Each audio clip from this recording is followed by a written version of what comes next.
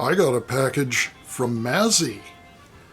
This is a special occasion, so I need to dress the part. Get on the old tit fur and open her up. So what have we got here? I've got a package from the vinyl community's very own beloved Norman Maslov, known to one and all as Mazzy. And I've made the incision, and what is in here but... oh my God, he saw the Procol Harum video. It's the pink Procol Harum cover. There's a note on the back. Hey Michael, it's a bit crackly, but it is pink. Cool and rare, and I have two. You needed this for your collection. Enjoy, Mazzy. Thank you so much. This is incredible. I love it. I've always wanted, since I found out this existed, a copy of the pink cover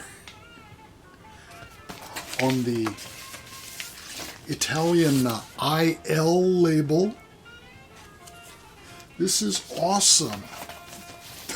I am stoked. Thank you so much. Wow. Well, that's a bit of a hard act to follow. But I did have a request for a vinyl. Yes, I actually got a request for a vinyl finds video. So I pulled some recent stuff. And this one actually I picked up recently online.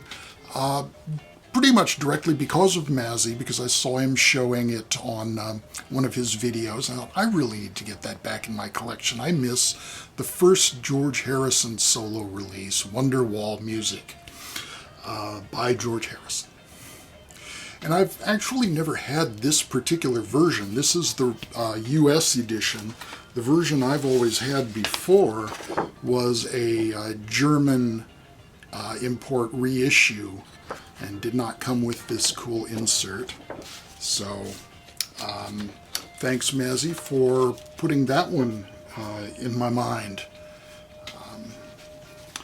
Of course, that's film music by George Harrison.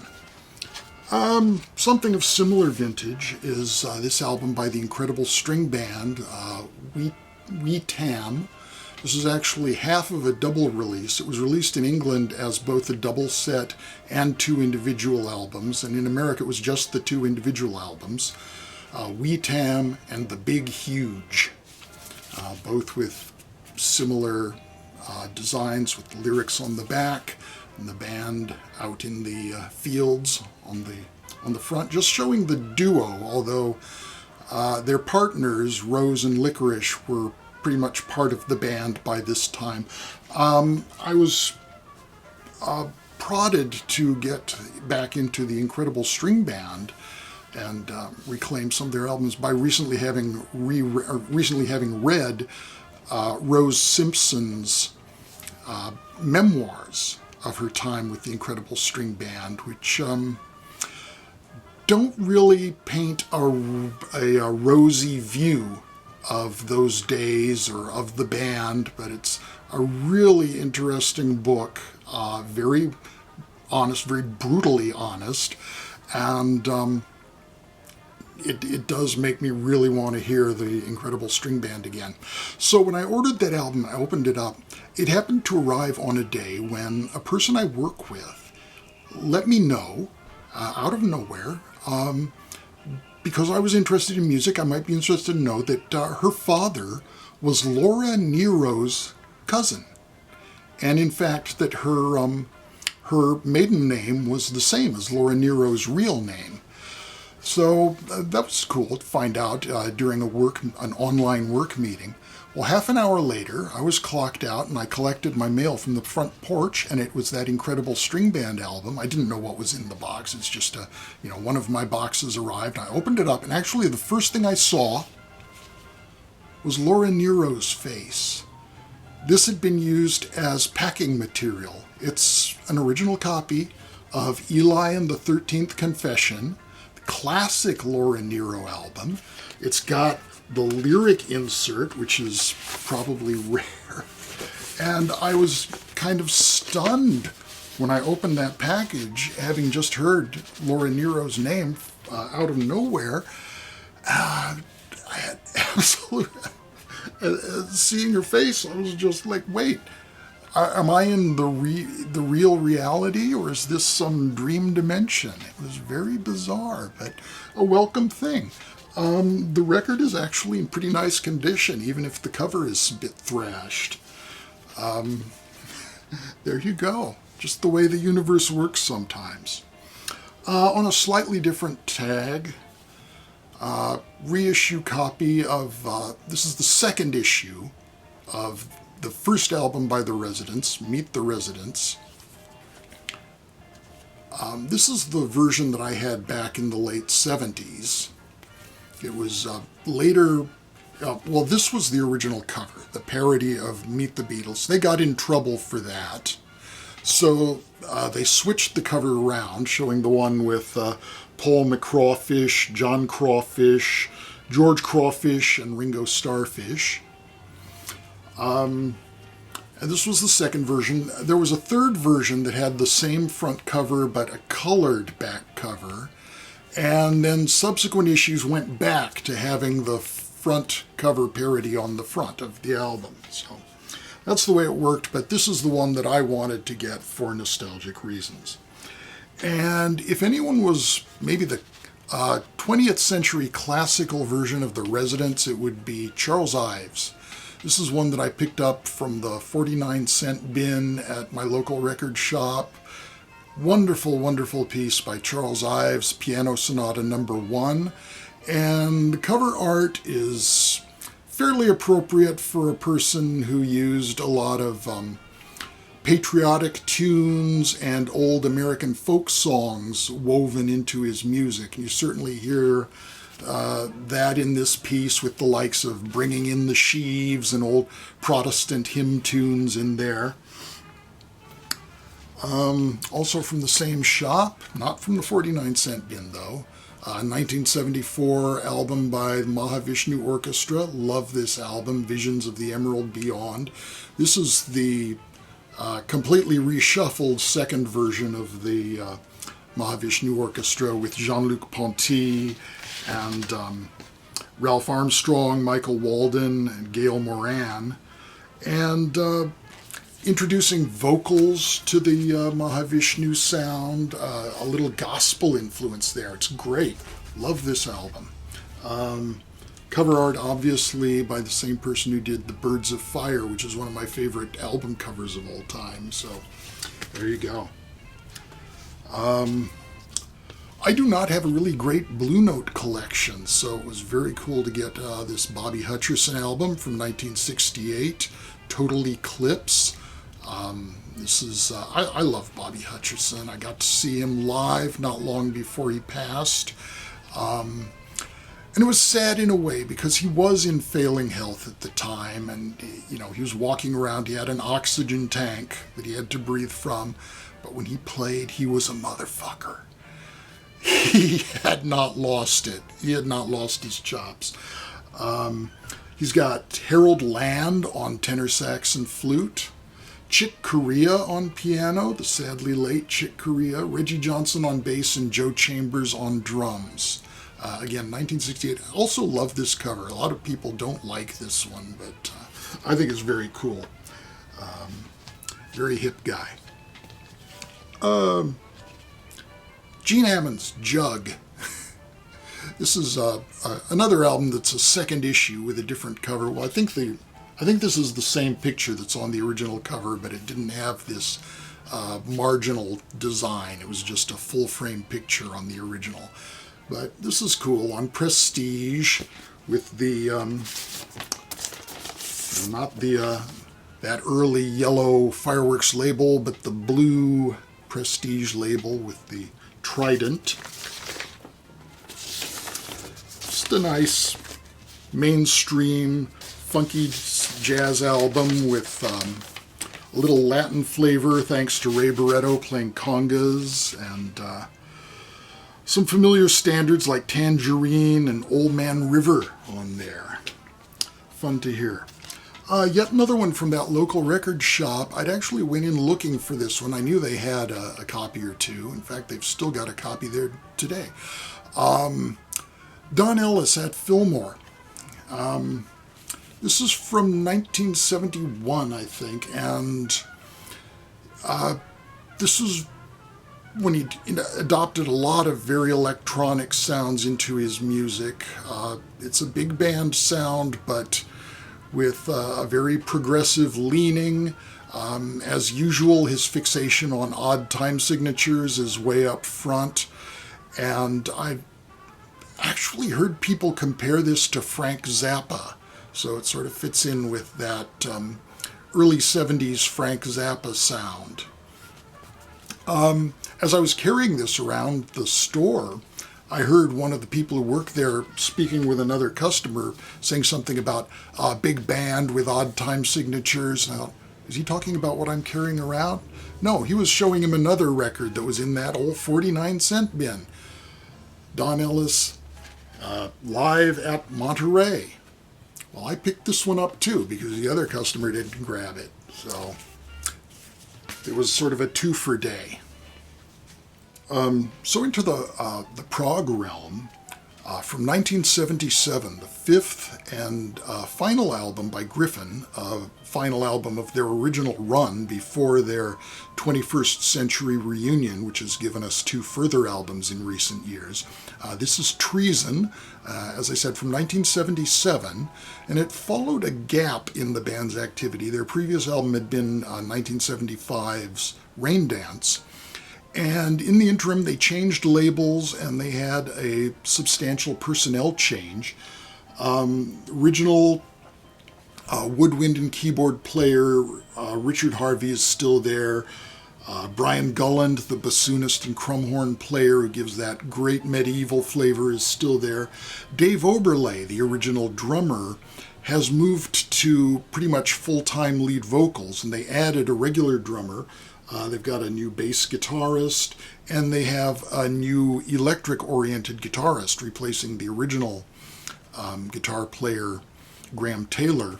That is Bob Foster on guitars and vocals.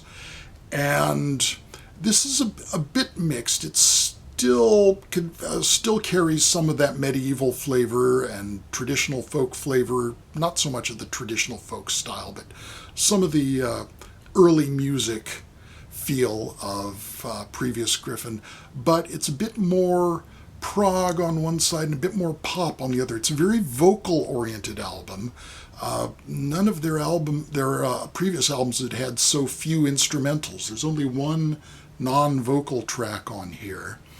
But the first piece, Spring Song, 10 minutes long, and it has Yes written all over it. Bob Foster sounds just like Steve Howe on there. You've got Richard Harvey supplying the nimble keyboards, some light textured, not quite John Anderson high-pitched vocals, but in that almost in that range.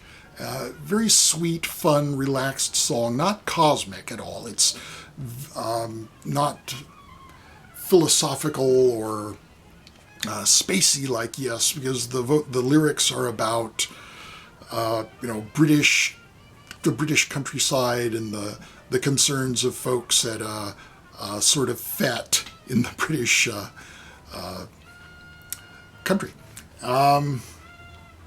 Other songs on here, there's a great track called Flash in the Pantry, where Brian Gulland gets to shine with his bassoons and crumhorns and just wackiness, and lyrics that sound like the ravings of a mad medieval herbalist. But other songs are a bit more pop-oriented.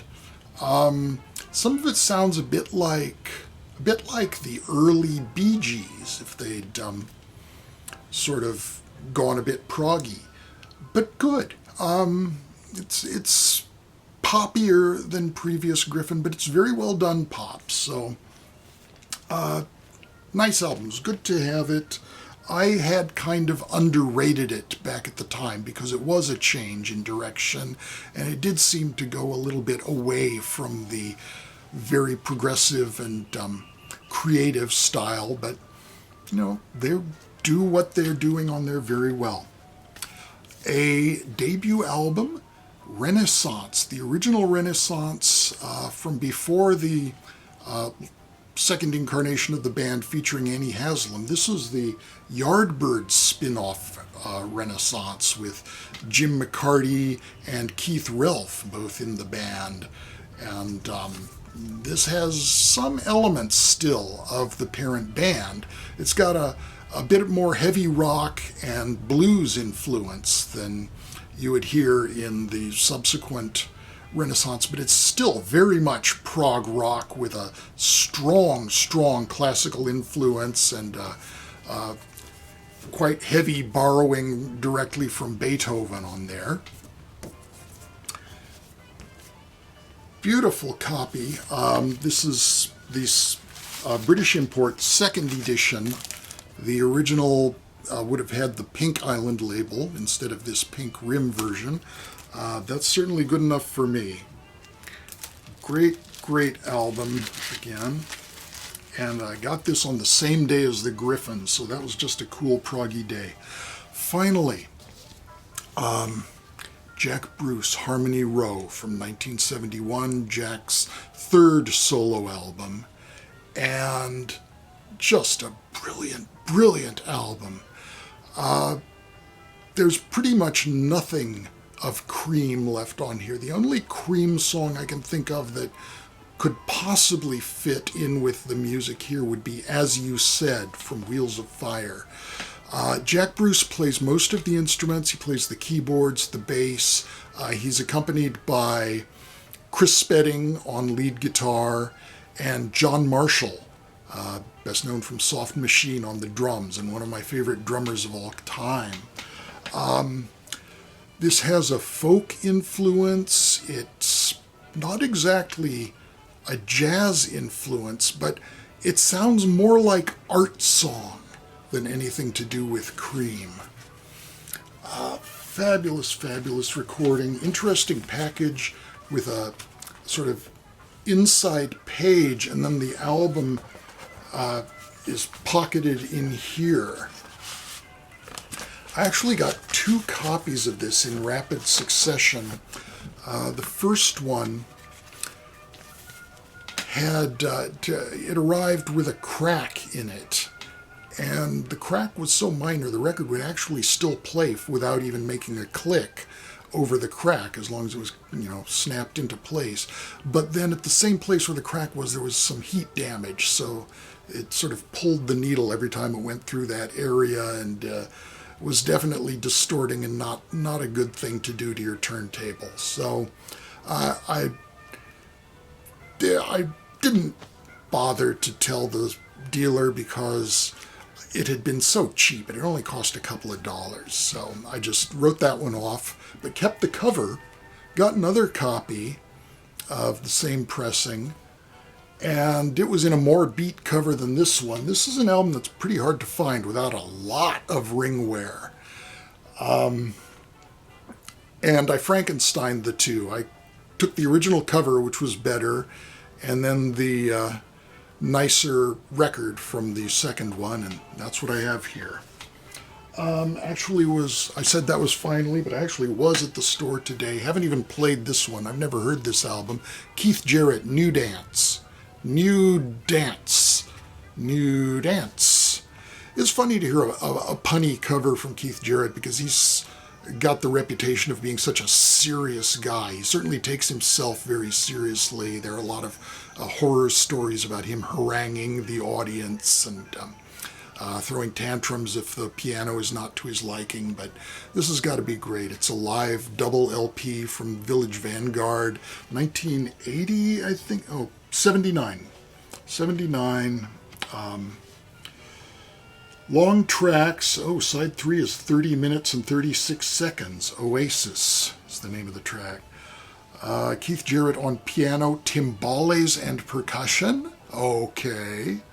Jan Garbarek on soprano and tenor saxes, Polly Danielson on bass, and Jan Christensen on drums and percussion. So that's it. Thank you all for watching. Thanks again, Mazzy. This is amazing. I am knocked out. Everyone be well. I was going to do a rant, but I'll save it for later. Bye-bye for now.